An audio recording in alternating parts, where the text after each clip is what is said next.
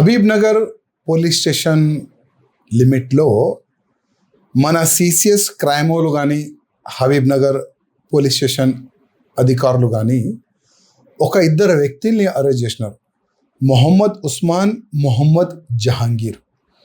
ఈ మొహమ్మద్ ఉస్మాన్, మొహమ్మద్ జహాంగీరు పెద్ద పెద్ద బిర్యానీ హోటల్స్లో ఈ మాంసం సప్లై చేస్తారు. వీళ్ళు ఏ మాంసం? గొర్రెల మాంసం. కానీ అదే మాంసంలో కలిపి ఈ ఆవు మాంసం కూడా వాళ్ళు ఆ హోటల్లో సప్లై చేస్తున్నట్టు. ఎందుకంటే ఆవు మాంసం చాలా చీప్ ఉంటుంది కదా, ఈ గొర్రెల మాంసం కొద్దిగా కాస్ట్లీ ఉంటుంది కదా. దాంట్లో వాళ్ళు ఇద్దరిని మన పోలీస్ అధికారులు అరెస్ట్ చేసినారు. ఎన్ని సంవత్సరాల నుంచి వీళ్ళు ఈ విధంగా ఈ మాంసం సప్లై చేస్తున్నారు, ఎన్ని బిర్యానీ షాప్కి వీళ్ళు సప్లై చేస్తున్నారు, అన్ని షాప్ పేరు సహా ప్రజల ముందు రావాలి.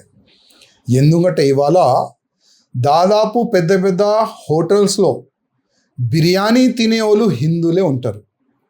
అసలు ఎంతమంది హిందువులు తెలియక ఆవు మాంసం తింటున్నారు, కొద్దిగా ఆలోచన చెయ్యొచ్చు. అందుకోసం మా ముఖ్యమంత్రి రేవంత్ రెడ్డి గారు, ఎందుకంటే హోమ్ మినిస్టర్ ఆయన దగ్గరనే ఉంది, లా అండ్ ఆర్డర్ డిస్టర్బ్ కావద్దు.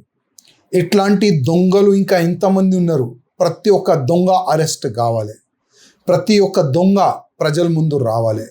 హైదరాబాద్, సికింద్రాబాద్లో ఎన్నో హోటల్స్ ఉన్నాయి, పెద్ద పెద్ద హోటల్స్, ప్యారడైజ్ కానీ ఇంకా వేరే వేరే పెద్ద పెద్ద పేరున్న హోటల్స్. ఆ హోటల్లో కూడా ఈ ఇద్దరు దొంగలు మాంసం సప్లై చేసినారా? ఎన్ని హోటల్లో మాంసం సప్లై అయింది? ప్రతి ఒక్క కరెక్ట్గా ఎంక్వైరీ జరపాలని మా ముఖ్యమంత్రికి రిక్వెస్ట్ చేస్తున్నాను. అదేవిధంగా తెలంగాణలో హైదరాబాద్, సికింద్రాబాద్లో ఉన్న హిందువులకి రిక్వెస్ట్ చేస్తున్నా, బిర్యానీ ఏ హోటల్లో తింటున్నారు కొద్దిగా ఆలోచన చేసి తినండి. నా అడ్వైజ్ ఒక్కటే, డైరెక్ట్ మటన్ షాప్ వెళ్ళండి, మాంసం కొని ఇంట్లో బిర్యానీ తయారు చేసి తినండి. కనీసం మీరు హిందూగా ఉంటారు.